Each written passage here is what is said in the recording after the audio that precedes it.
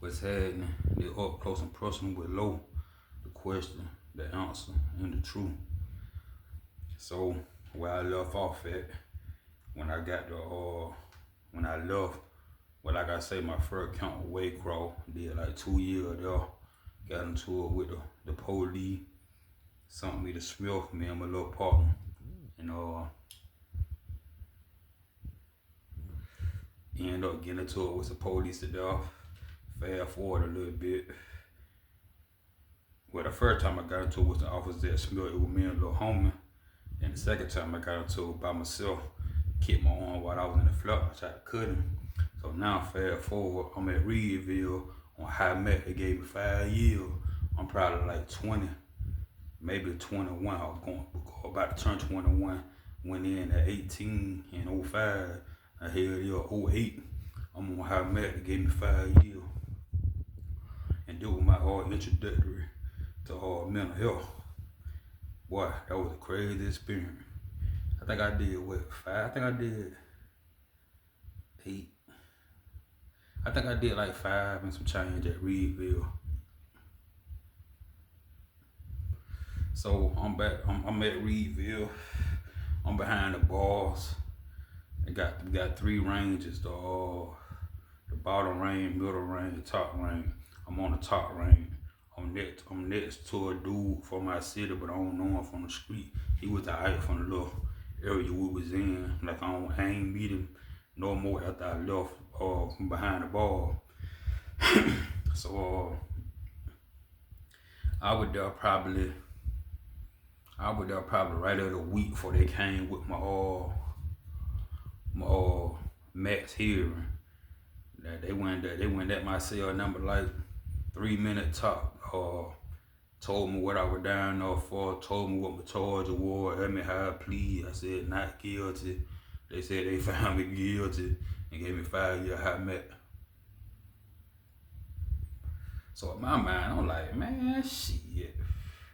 But after a while, and I mean a short while, probably like a day or two later, cause behind the bar, like literally, you could reach your arm out the bar and reach it the other way, and you could text the person in the next cell. They got their arm out there, just how close it is. So anybody can hear when you talking to the people at the door, whether it's a counselor, officer, nurse, or whatever. So the dude next to me, and even probably dudes on the bottom of me, they probably heard the folk tell me they gave me 5 years High Met. So I cuss them out, they go on about their business. So the dude next door to me, he was like, damn, little homie. Blah, blah, blah, blah. I told him what had happened when the officer kicked my arm and all that. He was like, shit, man, I'm 5 years, ain't that? You'll do that shit in no time. I'm saying in my head, the hell you mean 5 years lockdown ain't nothing? And then when he told me he had been locked down by 8. And then he was telling me about some old nigga back there that been locked down for some years, decades even. And I ended up meeting a dude, probably about 2 years after I had been down though. He had caught 5 years High Met, but he was bucking with the police. He ended up doing like 21. Like he had been down since like I think he had said like was it the early 90s or late 80s or something, but he was from up top somewhere. But he had caught 5 years High Met. He was getting into it with them police. And every time they would hit him with a 5, they would hit him with 5 more. So after being back there and I'm hearing niggas say they been locked down for 10 years, 7 years, 12 years, I was like, well shit, my 5 ain't that bad after all. So I went behind the bar no more, I'll say about a good 3 weeks for something parked off. Now mind you only got 1 pair of boxers, 1 pair of socks, 1 t-shirt, and the jumpsuit. So when I left Smith and they brought me down there, I only had my original property like my mail, photo album, stuff like that. And 1 count mostly gonna keep their clothes. And when you get to the next count, they probably give you some more clothes, which ain't nothing but 2 more pair of boxers, 2 more pair of socks, 2 t-shirts, blah, blah, blah. So the Dodger man ended up coming through about on my 3rd week. He probably had been coming because they supposed to come every, I think the laundry man himself coming like once a week on Thursday or whatever, but I guess I was missing. I guess I was asleep or whatever. But this particular week here, I called him. So I'm like, excuse me, sir. Excuse me, sir. I'm trying to get some clothes. I only got one of everything. And I can't remember what he said exactly, but he chomped me off. And it blowed me. I'm talking about like from 0 to a billion as soon as he chomped me off. So he walking that way. So I'm like, huh? I piss in the cup. When he come back by, hit him all in the face with it. Who you playing with, man? Trying to get some clothes. I've been in here thugging it, going to the shower, washing my boxes out, washing my shirt out, washing my socks out, then they drive back in the cell. Like, nah, I ain't trying to live like that. But he told me also, I put some piss in his face. And then they took me behind the door. Now, when I first walked in the door behind the door, it was depressing. I'm like, man, I should have set my happy ass down somewhere. And this one, behind the bars, I kind of caught bits and pieces of the mental health, but nothing major. Cause once you get behind the bar, what I found out, you really sit down and chill because it's sweet compared to behind the door. So when I get behind the door, I'm like, man, shit, this shit here, man. I should have set my head down somewhere. So a dude caught the way he hollered when I first came in, like, hey bro, where you from? I'm like, I'm from Southern City. He tell me where he was from. I ain't know, he ain't know me. But he ended up sending me a kite. When I got the kite, I said, nigga must already had it rope call. I ain't know where you wrote that kite. I just got in here like you just at the door. But then when I found out later on that niggas have already kites. And I already kite, it really can go to anybody. Once you find out who it gonna go to, you just put their name or their room number on it. But anyway, nigga sent me the kite. He was telling me blah blah blah. Say he would already need some stamps. And I was in luck. I had some stamps. I ain't had nothing up. I was on store scripture. But I sent us a stamp. He sent me a cigarette. So I was out for the time being. But I'm racking my brain trying to figure out how I'm gonna get up out of here and go to another dorm or something. But the whole setup was just depressing how it was set up. This my first time seeing it. Like, man, shit, it was loud. It was nasty. Niggas fluing. Nah, it was just nasty. But anyway, it's 2 cells to the right of me, my cell, a nigga beside me, and there's a fruitcake beside him. And I don't really know what's going on. I don't know the energy of the dorm. I don't know the politics of the dorm. So I'm just playing about, I'm at the door, trying to see what's going on, trying to see what I can see, hear what I can hear. So when I heard dude talking, I don't know if he talking to me, but I gotta be nosy because I don't know what's going on. So I go to the vent, put me up to the vent, and I hear that he talking to his next door neighbor. So I really can't hear his next door neighbor, but I can hear him. But he whispering, so I gotta put my ear to the vent and keep in mind on yawn so I can hear at that time, like hear good. So he racking up a plan, and I don't understand the plan at first because at this time I ain't ever been around no cutthroat mentality or no straight up full-fledged backdoor mentality, and I wasn't able to piece what he was finna do. But a while later, probably about 3 years later, I became a vet. And what I mean by that is just hearing niggas talking and they plotting, trying to talk in code. I could pretty much break down what they talking about or pretty much pinpoint what they trying to do just by hearing what they saying. So he ended up telling the fruitcake next door to him. He was like, hey, I'm finna call such and such down the way. And when he come to the door, if he come to the door and start talking to me, I want you to get on the door and be like, what's up, such and such? This such and such that was in doing such and such with you. You know who I am. So what I found out later from just by listening and putting 2 and 2 together, when the cutthroat stuff became regular, the backdoor stuff, the treachery, all that became regular, I realized that he was finna pimp Buddy. But I ain't know that he was finna cross the fruitcake out too. Like, I ain't see that coming. So he don't told the fruitcake. But when I go to the door and holler at Buddy, like if he come to the door and start talking to me, I want you to butt in and be like, what's up, such and such? This such and such that was in the dorm with you, blah, blah, blah.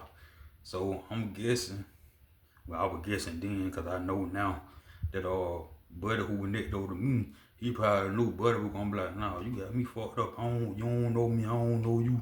You got the wrong nigga. So they get on the door and it happened just how he told the fruitcake to play it. And so the officer came back through a while later, cause I know they had to make their round frequent back then, especially with the high max count. So I ain't him like full fledged, but I was able to see put two and two together on what he told the police. He was like, hey, slide this kite to sell such and such and wait on the response. Now I'm guessing that he knew when Buddy read that kite he was gonna holler back at him. So I'm guessing he already knew who Buddy was. Like I said, I don't know how long he had on been down, what other counts he had on been to, but how it played out, I'm guessing he knew Buddy wasn't gonna go for that. He knew Buddy had to slow down though. Cause when he gave the police the kite and the police went down, and I'm guessing he gave him the kite and he waited on a response. Cause back then police were kind of shell shocked. So if an inmate asked them to do something that went too much, they pretty much just went on and did it to keep the confusion down. Cause like I said, they were going from a 0 to a billion real fast. Shit can go left and left and left some more. So the police went gone with a split second. So I'm guessing he gave the dude the kite. Dude read it, bim, some food and some cigarette. And keep in mind, cigarette was on the store at that time. It took him like 2011, I think. So what come to find out, he told Buddy and the kite. Now this, he ain't told me this and Buddy ain't told me this. Just how it played out, this how it had to go. He probably told Buddy and the kite, hey man, send me some. And I'm gonna bust Buddy for playing with you like that, cause I already know what's up with you. I don't even know why he jumped out of convo like that. So Buddy don't send him some food and some cigarette. So I can't remember if it was the day after or the day after that day, cause we only took shower Monday, Wednesday, and Friday. So the fruitcake coming out for the shower, and I heard Buddy tell him, hey, when you come out for the shower, come holler at me. And it was crazy, cause after it happened, cause I ain't know what was gonna happen, but after it happened, when Buddy first got the food and the cigarette, he even sent the fruitcake and cigarette. So I'm thinking that they just don't play Buddy and it is what it is.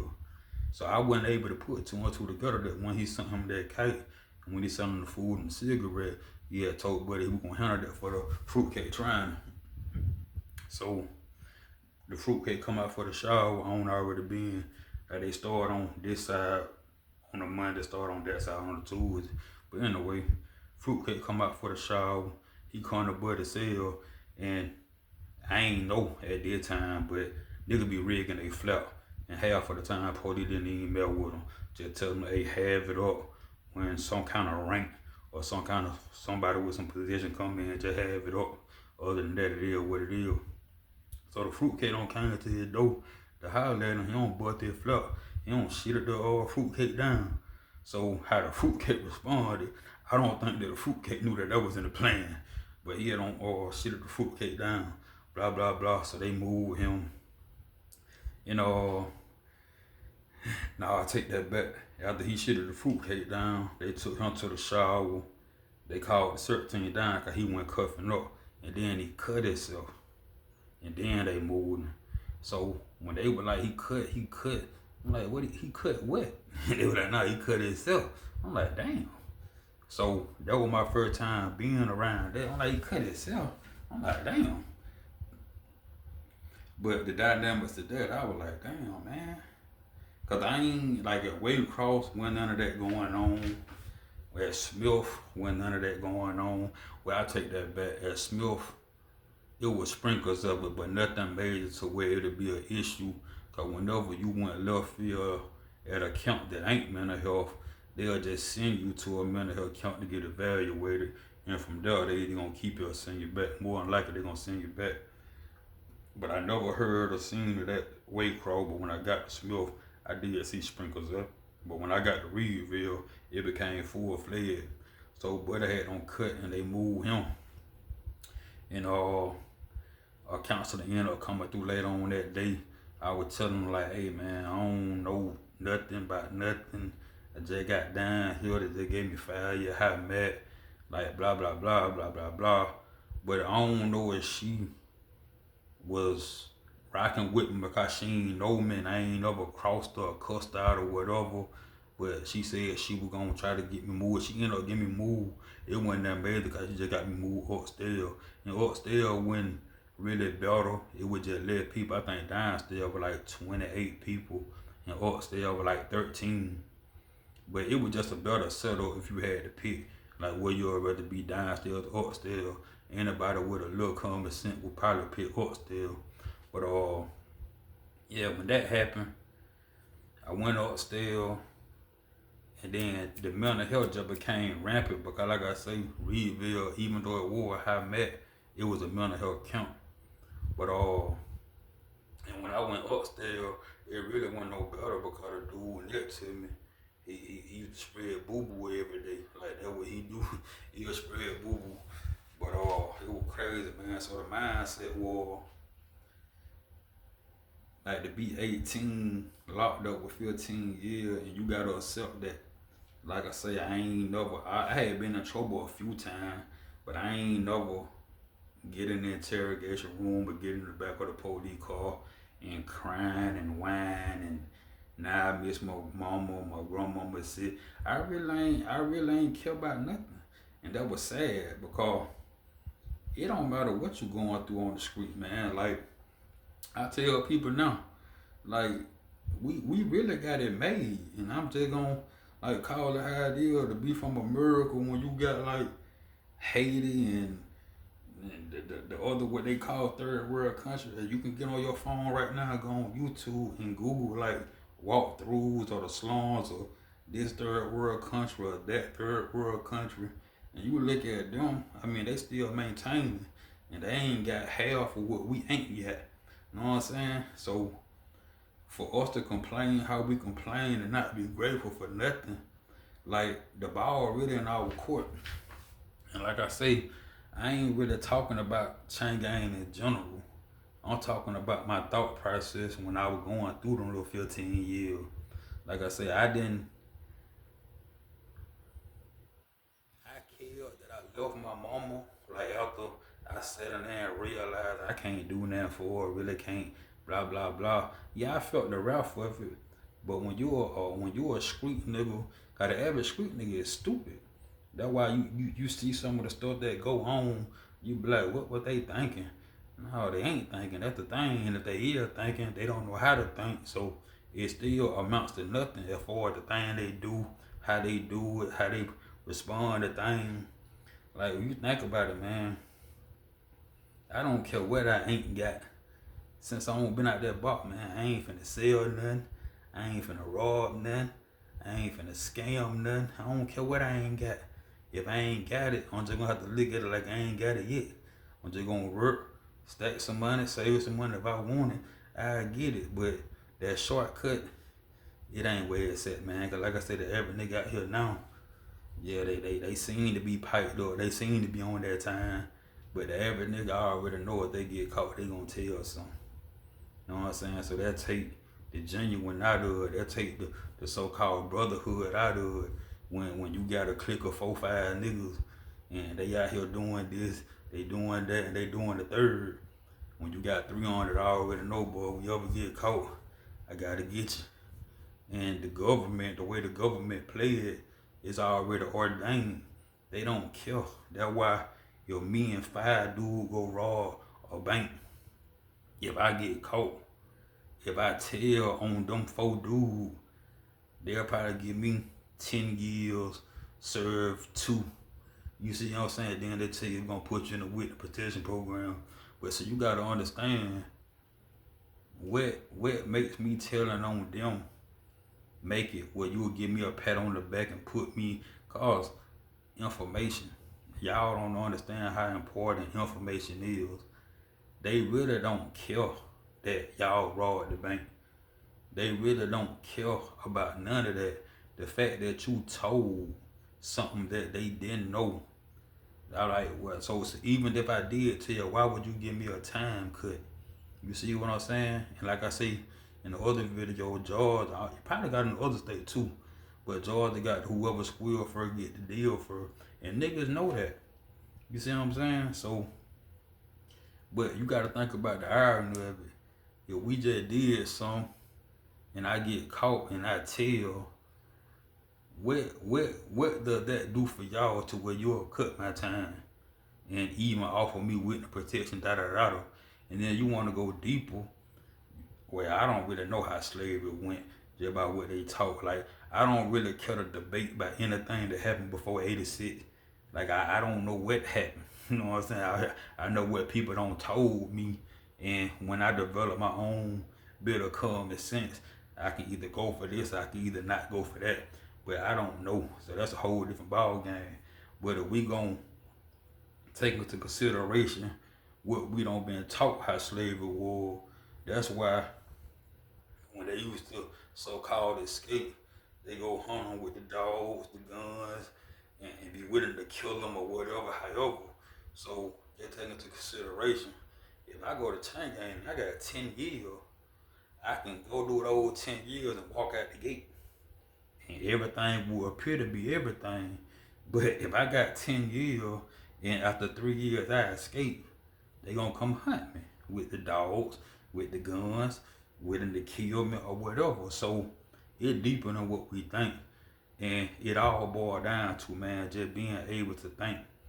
And see, I don't know if a lot of people take into the right contents or the power of thinking. Everything right now was a thought. Some people executed it. Some people were thinking about something, they gave up on it. But like I always say, we ran around 90 cars because somebody got tired of walking. And the person who invented the first thing, whatever it is, they didn't have no instruction. They couldn't get on the phone and Google it. So therefore, they had to sit down and consider what they know, consider what they thought, and be able to put A and B together. And I try to tell people in simplicity, like, you got to understand, if somebody put a table, or a regular dinner table in front of you that got parts to it, but you ain't got no instructions, the common sense gonna kick in when you can sit here and look at this table that's not put together, separate it, put the part that look like the same parts together, and look at the screws and da da da da da with no instructions, no video showing you how to do it. Common sense is having the ability to look at it, look at what it is, look at what you got, and still be able to put it together. And see, people gotta tap into common sense, man. Cause a lot of things we don't have, we can get. A lot of things we do, we need to start doing it. So a lot of people talk about what need to be done, what could be done, what should be done, and that's just something to talk about. But at the end of the day, there are things we can do, man. There are things we gotta stop doing. There are things we gotta start doing. Depending on how you feel about yourself, gonna determine the outcome of what you got going on, man. Cause ain't no way a person should be a certain age. You know, really ain't gonna categorize it. But ain't no way a person should be a certain age still going through the same thing year in, year out, year in, year out. And see, the point of what I speak on about being tired of something, the average person tired of a whole lot. The average person complain about a whole lot. And it really ain't nothing to complain about, because whatever situation you got going on, whatever place in life you at right now, the average person don't want to be where they at. And when it's all said and done, you can change that, but you gotta want it. But yeah, this low, man, up close and personal. I was just tapping in. I'm gonna get back with you to speak on how mental health played a big part of my bid, and how at the end of the day, man, you gotta stand on whatever choice you made. Now, ain't that wrong with regretting the choice you made, because some people don't have the knowledge or the ability to dictate how they respond, how they react. Like, you gotta think about it. Stupid people do stupid things. You see what I'm saying? So you got people out here right now that they're not moving with common sense. Everybody possesses a little bit of sense, but you don't have to have common sense to get up and go to work and do what somebody's told you and showed you how to do. That's just sense. You see what I'm saying? They showed you when you get up, you get yourself together, however you get yourself together. When you come to work, you clock in, you do this, you do this, you do that. Common sense is deeper than that. And It gonna take people to start developing ways to tap into common sense and put two and two together. Because at the end of the day, you got the answer. So whatever you want, it's on you. If you ain't got it by now, you gotta ask yourself or tell yourself you probably don't even want it. You just saying you want it cause that became the thing to say these days. You want this, you want that, you want this, you want that. But only very few people gonna do what they gotta do and get that. Holla.